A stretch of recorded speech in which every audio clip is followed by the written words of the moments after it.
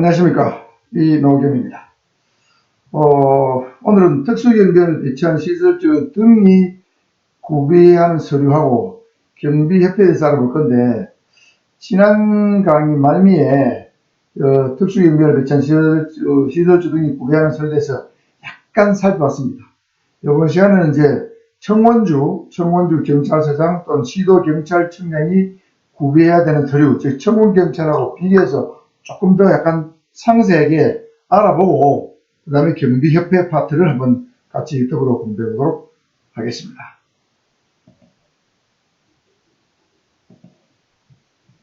먼저 특수경비를 배치한 시설주와 구비해야 하는 서류, 장부 서류죠. 요거는 지난 시간 말미에 살펴본 내용입니다. 그래서 시설주는 요 6가지 서류를 구비해야 됩니다. 순찰, 표철, 경비구역의 배치도, 그 다음에 근무일지와 근무상황 카드, 무기탄약 출납부, 무기장비 운영 카드.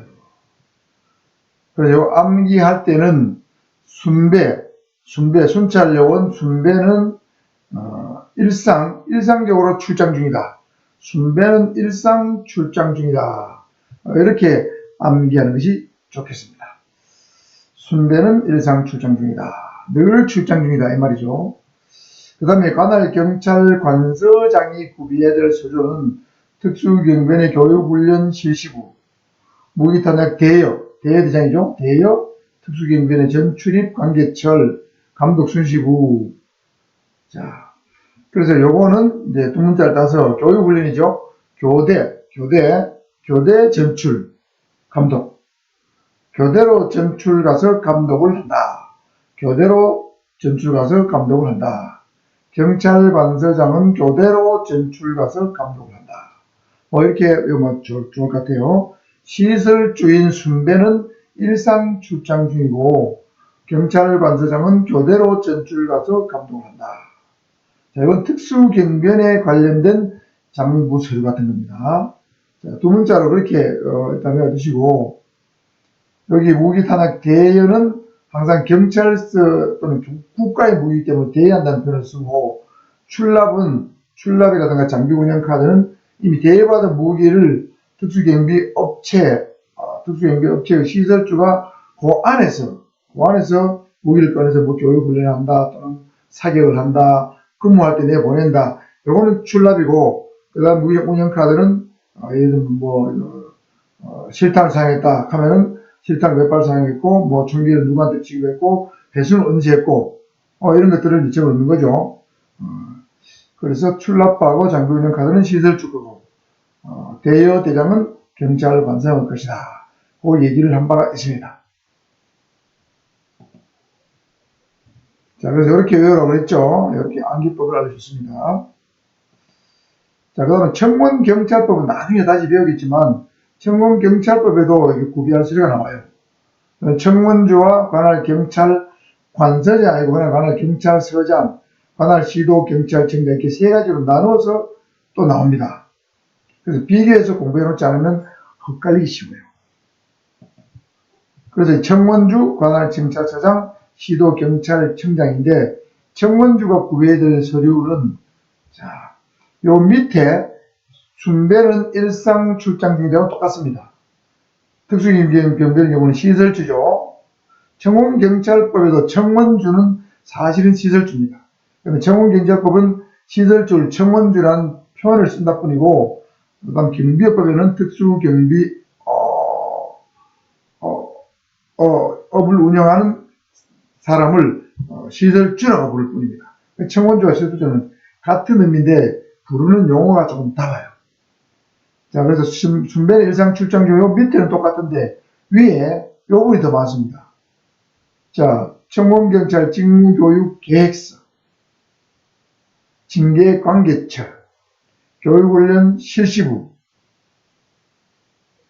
신분증명서 발급 대장. 청문경찰은 청문경찰 신분증명서를 발급하게 되어 있습니다. 경비법에서는 경비원, 경비지도사한테는 신분증명서 발급 규정이 없습니다. 청문주는 아직 청문경찰에 대한 신분증명서를 발급할 의무가 있기 때문에 법에 규정이 되어 있어요. 그래서 발급 대장이 있고, 그 다음에 봉급 지급 조서철, 봉급을 어느 하나 지급했느냐? 조서철. 그 다음에 청원 경찰의 명부, 그 다음에 급여품 및 대여품 대장, 이렇게 되어 있습니다. 자, 그래서 이 청원주가 구별된 서류가 훨씬 많은데, 그래서 이거를 앞부분, 요 윗부분은 계관교를 신봉하는 명품 청원주는 순배는 일상 출장 중이다. 자, 계관교를 신봉하는 명품 순배 일상 출장 중. 이렇게 외워놓지 않으면 헷갈립니다. 보세요. 여기 교육훈련 실시부는 특수경비행정은 없었죠. 오로지 관할 경찰 관서장에 보면 교육훈련 실시부 있었어요. 교대 전출 감독이죠. 근데 청원주 경우는 교육훈련 실시부를 구비해야 됩니다. 관할 경찰서장과 같은 교육훈련 실시부를 구비하도록 되어 있습니다. 사실은 이거는 특수경비하고 청원찰이 다를 바가 없어서 징계관계철, 그 다음에 신분증명서, 그 다음에 급여품, 대여품 대장, 요런 거 정도가 특별한 거고, 나머지는 특수경비하고 사실 똑같기 때문에 이 구비서를 어느 정도 일치시킬 필요가 있는데, 청원경찰법 만들 때가 다르고, 경비법 만들 때가 자꾸 다르다 보니까 이게 일치하지 않고 있어요. 수험생들은 이런 걸로 좀 혼란을 겪을 수밖에 없습니다. 자, 어쨌든, 요런 서류가 더 필요하다. 말씀을 드리고, 관할 경찰서장의 경우에는 교대 전출 감독은 똑같죠? 교대 전출 감독은 똑같습니다. 윗부분이 같고, 그 다음에 징계 요구서철. 자, 경찰서장은 청원경찰이 어떤, 잘못을 저질 때 청원자에게 징계를 요구할 수 있죠. 그러면 징계 요구서에 의해서 징계를 했을 때는 징계관계처를 청원자는 보관하는 거죠. 청원자는 징계관계처, 서장은 징계요구서처를 보관하게 돼 있고, 그 다음에 청원찰 명부는 서장하고 청원주가 동시에 다 갖고 있죠. 청원찰 명부를 다 갖고 있습니다. 그래서 교대 전출 감독 징계명부 이렇게 외우시면 될 것 같습니다.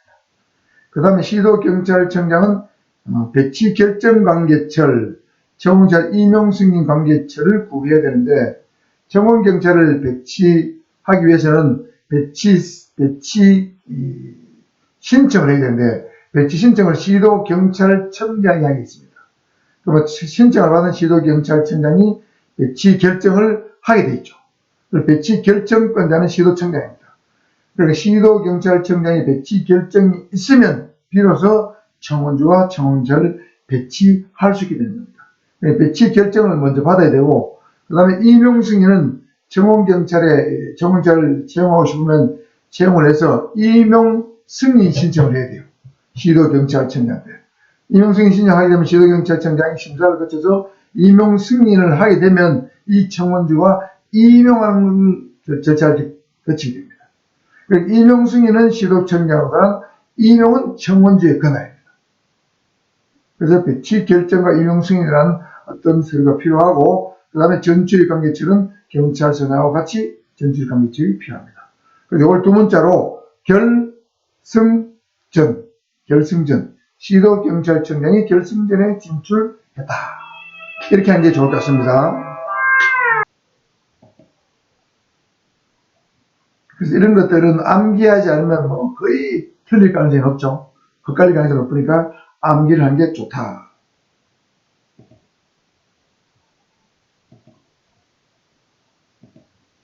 다음은 이제 경비협회입니다. 협회에 대해서 한번 살펴보겠습니다. 설립입니다. 경비업자는 경비 업무의 건전한 발전과 경비인의 자질 향상, 교육, 훈련 등을 위하여 대통령령이 정하는 바에 따라 경비협회를 설립하려는 경우에는 정관을 작성해야 된다. 협회는 일종의 단체이기 때문에 단체를 설립할 때는 반드시 정관이 있어야 되죠. 정관은 협회의 기본적인 원칙을 정한 법률 같은 것, 헌법 같은 걸 보시면 됩니다. 그러니까 이 정관에는 그 협회의 모든 것을 기록해 둡니다. 협회의 어떤 명칭, 협회의 설립 목적, 협회의 자본이 있다면 자본금, 몇 파의 대표이사, 이사의 어떤 선임, 감사의 선임, 그 다음 의사의 결정 과정, 뭐 이런 것들 다 적어놓은 것이 정관입니다. 그 다음에 회비 징수인데 협회는 정관이 정하는 바에 의하여 회원으로부터 회비를 징수할 수 있다. 그 다음에 조직 형태는 경비협회는 법인으로 한다. 경비협회에 관하여 이 법에 특별히 규정한 규정이 있는 것을 제하고는 민법 중 사단법인에 관한 규정을 준용한다. 경비협회도 자연인이 아니고 법인을 한다. 경비법인도 경비회사도 법인을 한다고 되어 있죠. 경비업은 법인만 할 수 있다고 되어 있죠. 협회도 법인만 됩니다. 그래서 그 다음에 법인이고 협회에 관하여 특별한 규정이 있는 것을 제외하고는 민법 중 사단법인에 관한 규정을 준용한다. 그러니까 이 경비업법에 경비협회에 관해서 특별한 규정이 있습니다. 뒤에 나오겠지만 뭐 예를 들면 경비협회 업무,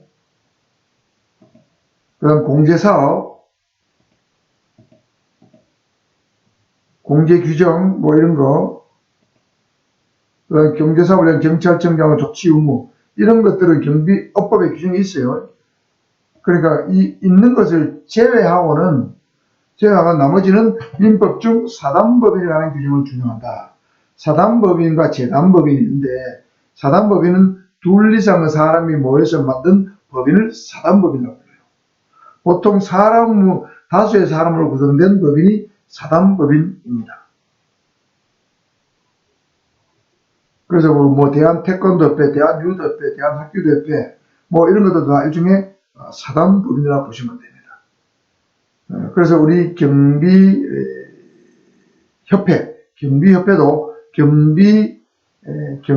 업자들이 모여서 협회를 만드는 경우가 있고 경비 지도사들이 모여서 협회를 만드는 경우도 있어요. 그러니까 경비업자가 만든 것은 경비협회라고 보통 불리고 경비 지도사가 만든 것은 경비 지도사 협회로 부르는데 어쨌든 협회는 다 법인이면서 이 법의 특별한 규정이 없을 때는 민법 중 사단법인, 사람이 모여서 만든 법이기 때문에 사단법인에 관한 규정을 준용하지 재단법인에 관한 규정을 준용하지 않는다. 재단법인은 보통 재산을 출연해서 만들어진 법인입니다. 재산이 이 재단법인의 핵심적인 중요한 요소입니다. 재산이라는 것은 일종의 자본금 또는 재물 또는 부동산 같은 걸 말해요. 대표적인 게 장학재단입니다. 예를 들면 부산대학교 장학재단이 있다. 그러면 이건 거의 재단법인입니다. 제가 나왔던 우리 고등학교도 장학재단인데 무슨 고등학교 장학재단. 이름은 재단 되어 있지만 사실은 재단법인입니다. 그러니까 재산을 출연해 누군가가 재산을 장학금으로 장학기금으로 뭐 5억, 10억, 100억씩 출연을 했다. 그 다음에 뭐 부동산을 10억짜리를 출연했다. 그게 재단법인입니다. 그러니까 거기에 사람이 있는데 재단법인에도 거기에 있는 사람은 이 재산 장학금을 운영하기 위해서 필요한 최소한도의 인력이지 이 재단법인의 필수적인 구성요소는 아니에요. 근데 사단법인은 여러 사람이 모여서 이 사람이 필수적인 구성요소입니다. 재산을 출연이 필요 없어요. 그러니까 재산은 필요 없고 장학금도 필요 없고 회원도 회비를 받아서 사단법인을 운영하는 데 필요한 최소한도의 회비만 받는 정도, 이것이 사단법인이다. 이렇게 이해하시면 되겠습니다. 그 다음 협회의 업무입니다. 자, 이건 중요합니다. 경비 업무를 연구한다. 경비협회니까 경비원의 교육훈련 및 연구를 한다. 그래서 경비원 교육훈련을 하는 기관이 사실은 경비협회가 주로 합니다. 경비협회. 그래서 각 시도 지부별로 무슨 한국경비협회 시도 지부가 있죠. 또 대한민국 경비협회 시도 지부가 있습니다. 우리나라는 경비협회가 현재 2개가 있죠. 한국경비협회, 그 다음에 몇 년 전에 생긴 대한민국 경비협회 2개가 있습니다. 한국경비협회는 1978년도에 한국용역경비협회라는 이름으로 생겼다가 1999년도에 한국경비협회로 바뀌었죠. 자, 그래서 그 경비협회하고 대한민국 경비협회가 있는데 이 두 군데서 경비원의 교육훈련을 전담해서 하고 있다 보시면 되겠습니다. 그래서 이 경비원들은 이 두 가지 협회에서 2개 협회에서 24시간의 교육을 이수하면 경비원으로 근무를 할 수 있게 된다 하는 걸 강조한 바가 있습니다. 그 다음에 경비원의 후생복지에 관한 사항. 이 경비원의 후생복지를 위해서 공제제도를 운영하고 있었고, 다음에 나옵니다. 후생복지 핵심은 공제제도입니다. 그 다음에 경비진단에 관한 사항. 경비진단은 경비 위해 요소를 발견해서 그 위해 요소를 제거하거나 감소시키기 위한 어떤 과정이 바로 경비진단입니다. 위험 요소가 뭐가 있는가? 화재가 발생할 염려가 있나? 도난이 발생할 염려가 있나? 거기에 대해서 위험 요소가 무엇인가? 알아내서 거기에 대해서 적절한 대책을 세우는 것까지. 이것이 바로 경비진단이다. 민간경비에 나왔던 내용이죠. 이런 것이 경비협회의 업무입니다. 공제사업이죠. 자, 공제사업은 일종의 여러분 쉽게 생각하면 보험사업하고 비슷한 겁니다. 자, 우리 보통 공제는 택시 공제사업이 있고 버스 공제사업이 있어요. 택시 기사가 예를 들어 택시 운전하다가 사고를 냈다. 그러면 택시 공제 사업에서 택시 공제 협회에서 보험금을 지급하는데 그걸 공제금을 지급한다고 그러죠. 예를 들면 사람이 죽었다. 그러면 개인이 합의를 보려면 돈이 1억 2억씩 든다. 그러면 너무 많이 들지 않습니까? 그러면 택시 공제협회에서 보험금, 합의금을 대신 지급하는 거죠. 나는 일종의 작은 금액인 공제료만 공제협회에 내고 나중에 큰 사고가 났을 때는 공제협회로부터 공제금, 즉 보험금을 거액을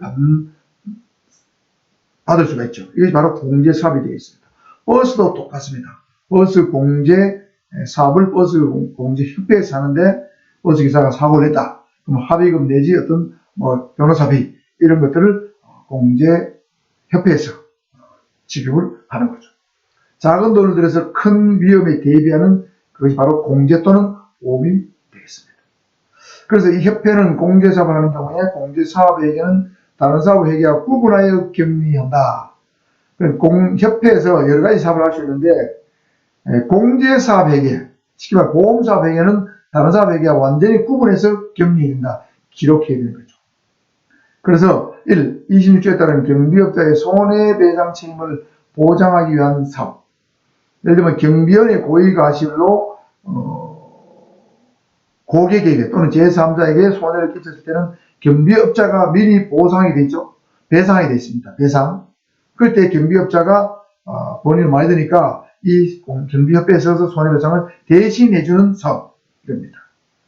이 경비업자가 경비업을 운영할 때 필요한 입찰보증, 계약보증, 이행보증, 하도급보증을 위한 사업입니다.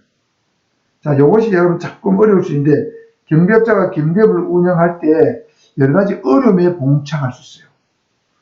자, 최초로 봤을 때 경비업자가 최초로 경비회사를 차리면 2년 이내에 경비도급을 받아야 됩니다. 2년의 경비도급을 받지 못하면 경비업 허가가 취소되죠. 절대적 허가 취소입니다.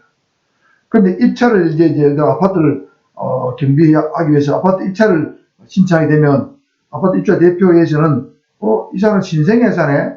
이 회사가 과연 우리 아파트를 1년 동안 제대로 경비할 수 있을까? 불안해가지고 입찰에 신청을 해도 입찰이 떨어뜨립니다. 그래서 그런 것을 신생업체가 입찰에 자꾸 낙찰되고 떨어지는 걸 방지하기 위해서 경비협회에서 야, 이 회사가 만약에 경비 업무를 제대로 수행하지 못할 때는 우리가 책임을 지겠다 하는 입찰 보증서를 끊어주는 거예요. 이 협회에서.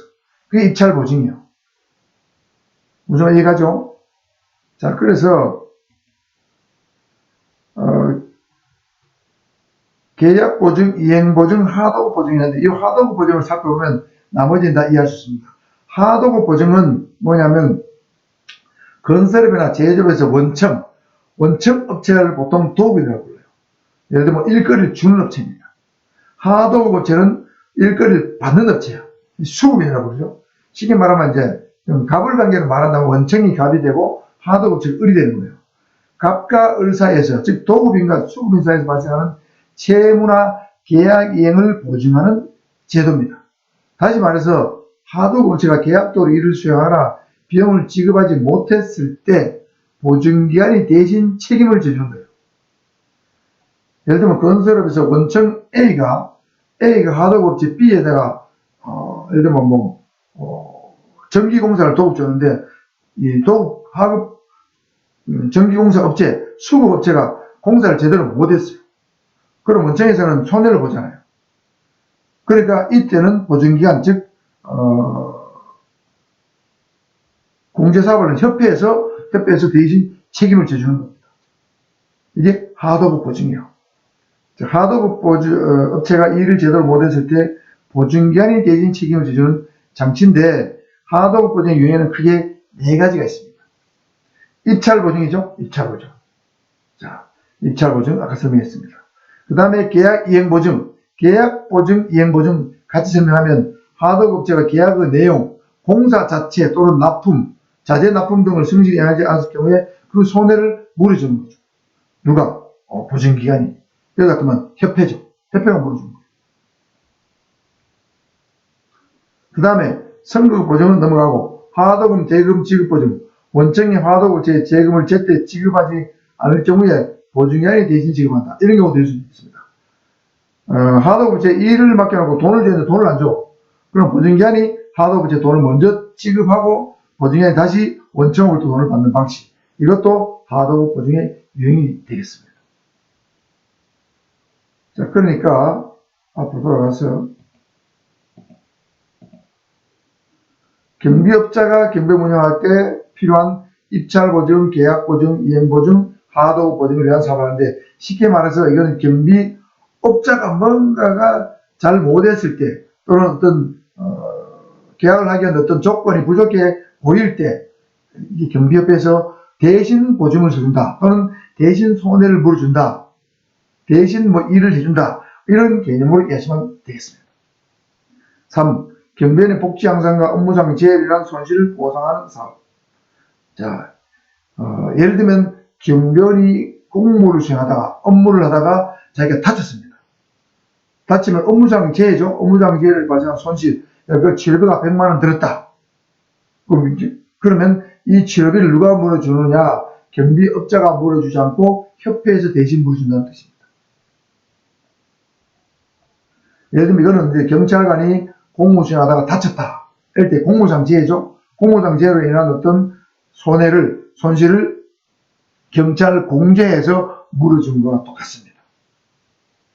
공무상 재해 보상하고 똑같죠. 그 다음에 4. 경비 업무와 관련한 연구 및 경비원 교육 훈련에 관한 사업. 이건 당연한 거죠. 자, 그래서 요거 1, 2, 3, 요것도 공제사업의 범위에 속하고 협회의 업무에 속한다. 이렇게 확실히 이해해 두셔야 됩니다.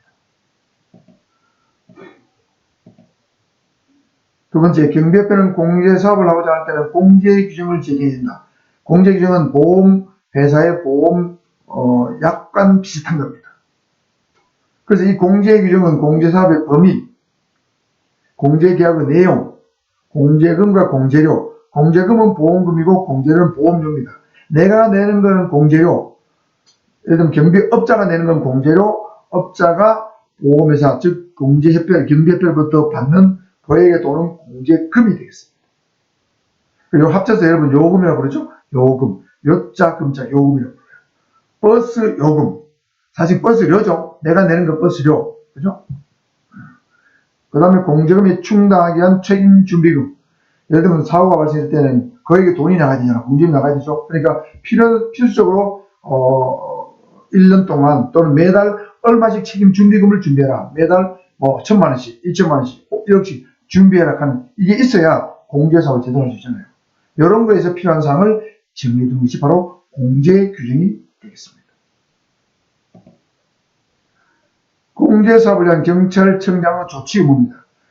경찰청장은 공제사업의 감독에 관한 기준을 정할 수 있다. 자, 경비협회도 경찰청장의 감독을 받는다. 공제사업에 관해서. 감독 기준을 정하는데, 이 감독 기준을 정할 때, 또는 공제 규정을 협회에서 만들죠. 공제 규정은 경찰청장이 만드는 게 아니고, 협회에서 만들면 공제 규정을 승인하는 것 경찰청장이고, 감독 기준을 정할 경우도 경찰청장인데, 다만 이게 공제 규정이나 공제사업 감독이 하는 기준은 경찰청장이 전문가가 아니기 때문에 전문가인 금융위원회와 미리 협의해야 한다고 되어 있습니다. 금융위원회와 협의해야 된다. 승인이나 기준은 위원회와 협의하고, 3. 공제사업에 관하여 금융위원회 등을 설치하는 법률에 따른 금융감독원장에게 검사를 요청할 수 있다. 이 공제사업에 대해서 뭔가 그 공제금의 지급 방식에 대해서 공제금에 대해서 분쟁이 있다. 뭔가 뭐 잘못이 있다. 이럴 때는 금융감독원장에 검사를 요청할 수 있습니다. 자, 하나는 금융위원회고 하나는 금융감독원인데 금융위원회와 금융감독원의 관계 하는 일을 한번 알아보겠습니다. 금융위원회와 금융감독원이 있는데 기본적으로 금융감독원은 금융위원회의 감독을 받는 하부기관입니다. 하부기관이에요. 그러니까 금융위원회가 높고 금융감독원이 한 단계 낮습니다. 그래서 이 금융위원회는 우리나라의 모든 금융정책의 설계를 하는 대빵입니다.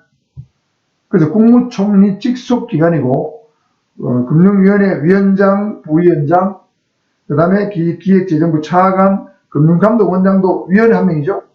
금융감독원장 위원회 한 명입니다. 그 다음에 예금보험공사 사장, 한국은 부총재 등으로 구성되어 있으니까 막강한 권한을 갖고 있죠. 그러니까 우리 금융은행, 금융보험 뭐 이런 정책의 최고 의결기관이고 금융감독원은 여기서 의결한 것을 집행하는 실시기관입니다. 그리고 이 위에 금융정책대로 그대로 하고 있는가를 검사하고 감사하고 제재하고 감독하는 기관입니다. 그러니까 이 금융감독원은 금융권, 은행권, 보험사, 은행증권 보험사의 저승사자라 불릴 정도로 막강한 권한을 갖고 있어요. 금융감독원은. 그래서 사실은 금융위원회가 더 세고 금융감독원은 그 하부 기관이다.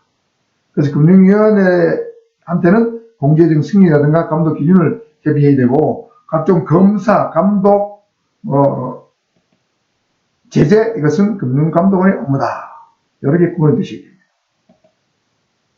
자, 그래서 이제 우리나라는 두 개의 협회가 있다고 그랬죠. 사단법인 한국경비협회 서울순동구에 있고 현재 회장은 남길성입니다. 경호보안학 박사인데 로고는 이렇게 되어 있습니다. 그 다음에 사단법인 대한민국 경비협회는 서울 서초구에 있는데 전직 치안감 출신인 박기륜 씨가 창설을 해서 회장으로 계신데 영어로는 ROKSA라고 해서 록사라고 부릅니다.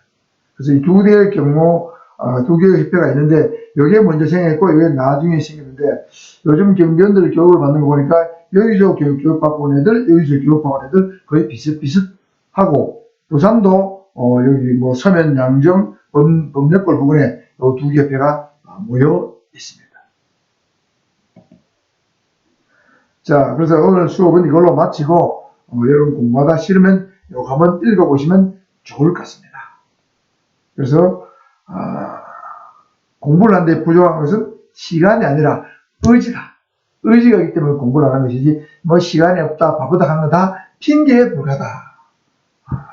여러분 혹시 공감하는 사람 있나요? 바로 내한테 해당되는 말이네. 뭐 찔리는데 이런 사람이 있다면 반성하시고 의지를 한번 불태워 보십시다. 뭔가 작심삼일이 되면 안 되겠죠. 작심삼일 다 의지 부족으로 생긴 거예요. 자, 작심 3일이고 작심 3년 하면 여러분 성공할 수 있습니다.